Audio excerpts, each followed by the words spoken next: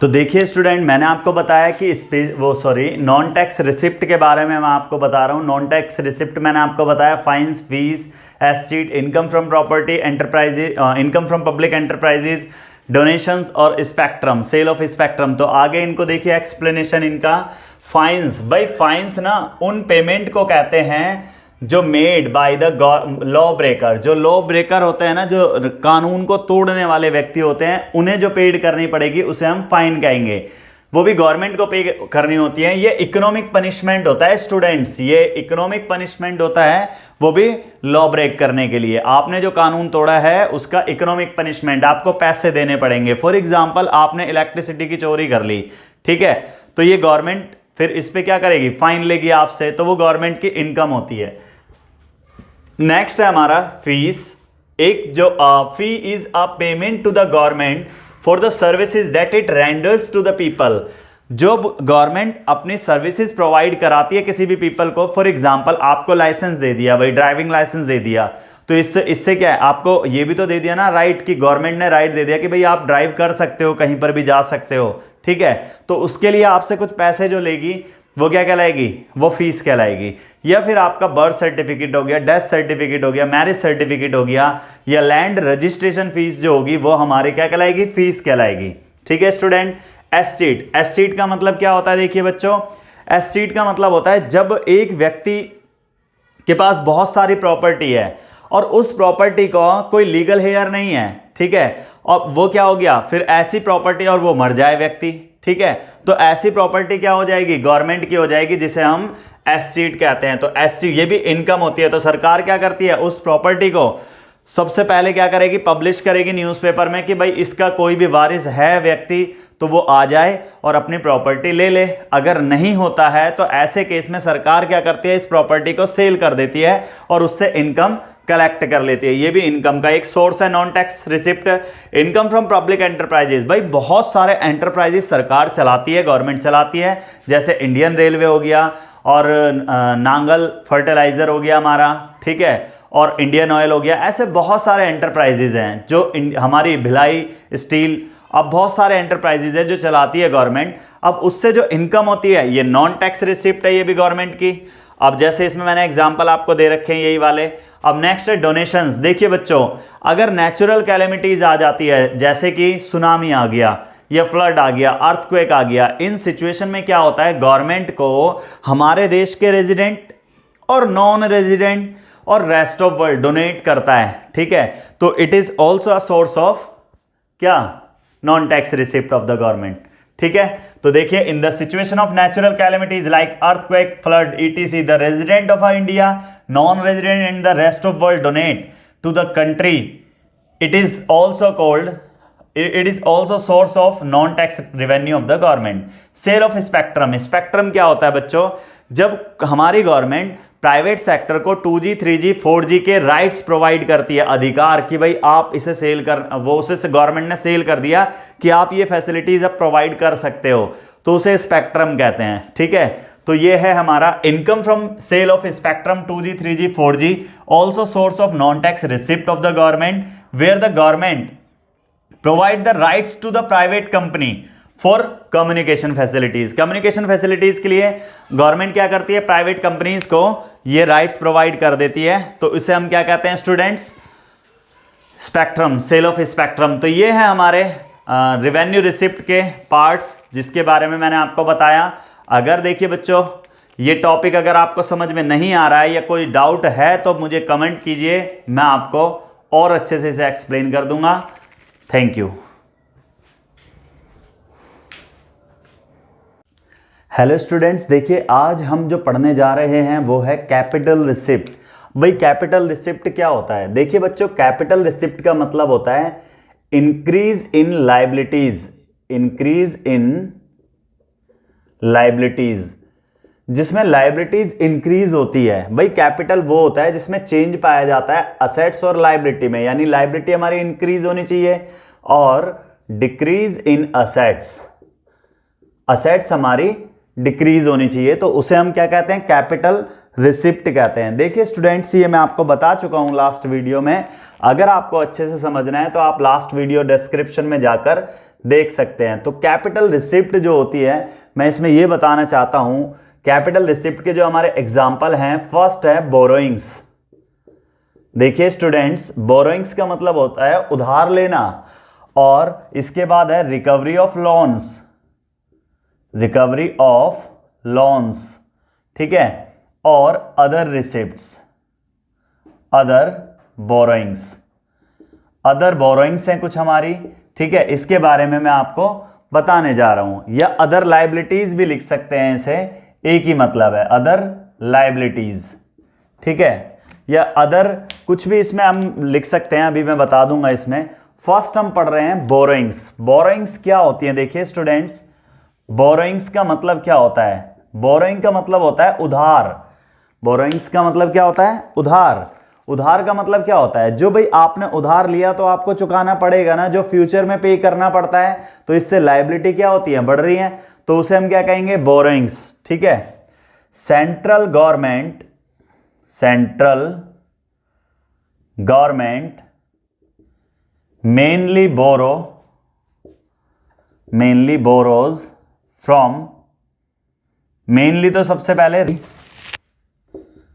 Reserve bank of India,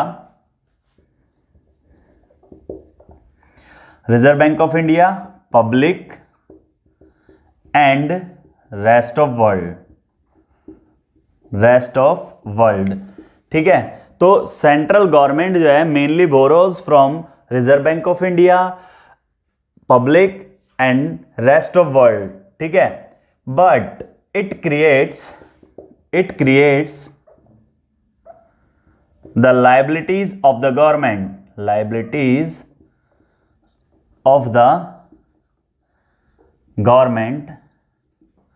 therefore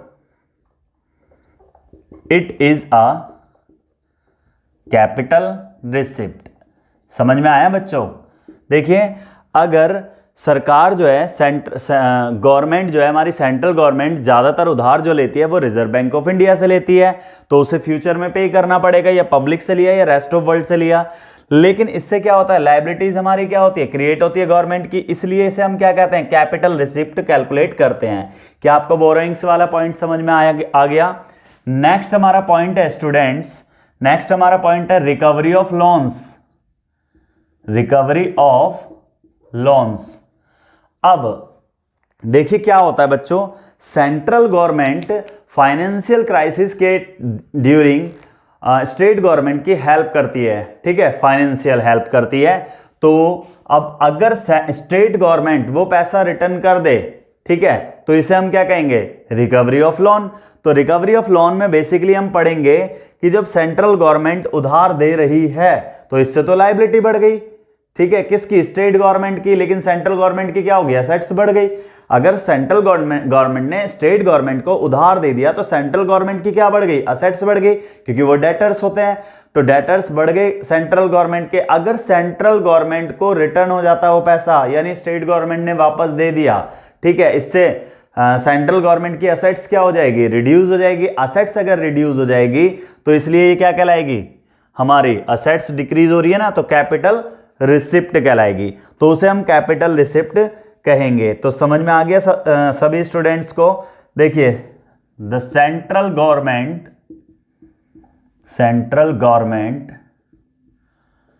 offers loans to state government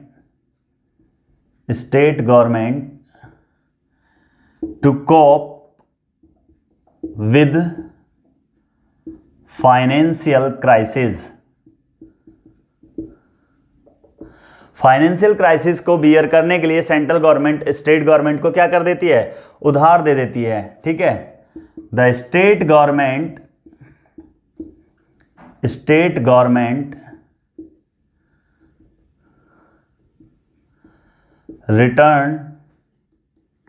return to central government its borrowing,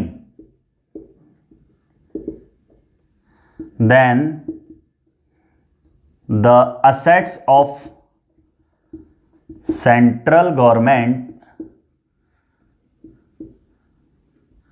reduce, therefore it is a capital receipt. Capital receipts. देखिए बच्चों, central government ने क्या करा, offer करा loan state government को financial crisis को bear करने के लिए कि भाई फाइनेंशियल क्राइसिस जो चल रहे हैं आपके उसको फुलफिल कर लीजिए। अब स्टेट गवर्नमेंट ने रिटर्न कर दिया to central government its borrowing, जो उधार लिया था वो उसने क्या कर दिया, वापस कर दिया। ठीक है, the assets of central government क्या हो जाएगी, रिड्यूस हो जाएगी, इसलिए ये कैपिटल रिसिप्ट कहलाएगी। समझ में आया सभी को? तो ये हमारा पहला पॉइंट बोरोइंग्स और second point recovery of loan समझ में आ गया बच्चों। तो हमारी अदर लाइबिलिटीज भी हो सकती है या अदर रिसिप्ट भी हो सकती है। मैं इसे रिसिप्ट लिख रहा हूं बच्चों, देखिए अदर रिसिप्ट्स, अदर रिसिप्ट्स भी हो सकती है। अदर रिसिप्ट में मैं आपको बता रहा हूं डिसइन्वेस्टमेंट। डिसइन्वेस्टमेंट क्या होता है बच्चों, देखिए ये आप बहुत अच्छे से जानते हैं, ये इंडियन इकोनॉमी में भी पढ़ा होगा आपने डिसइन्वेस्टमेंट। अब फाइनेंशियल अगर सरकार के पास फाइनेंशियल क्राइसिस आते हैं तो इस कंडीशन में क्या करती है हमारी गवर्नमेंट, अपने पास जो असेट्स होती है ना उस असेट्स को सेल कर देती है।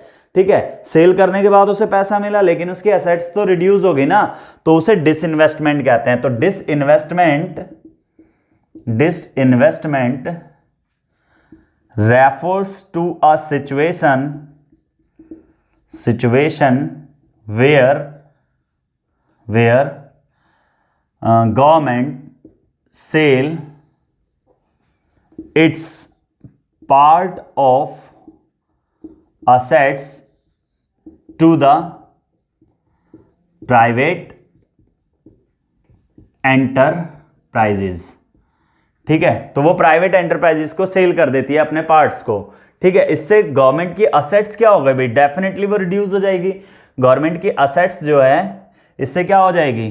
ठीक है, in this process the ownership of public enterprises change. ठीक है, इसमें पब्लिक एंटरप्राइजेस की ओनरशिप किस चेंज हो जाती है, किस में, change to the private entrepreneur. Private entrepreneurs. ठीक है, एंटरप्रेन्योर्स के लिए शिफ्ट हो जाती है, तो इसे हम क्या कहते हैं, डिसइन्वेस्टमेंट कहते हैं। It reduce the assets of the government, it reduce the assets of the government। ठीक है, इससे गवर्नमेंट की असेट्स क्या हो जाती है, रिड्यूस हो जाती है, therefore it is a capital receipt. ये भी हमारी कैपिटल रिसिप्ट कहलाती है। तो देखिए स्टूडेंट, ये हमारी कैपिटल रिसिप्ट है।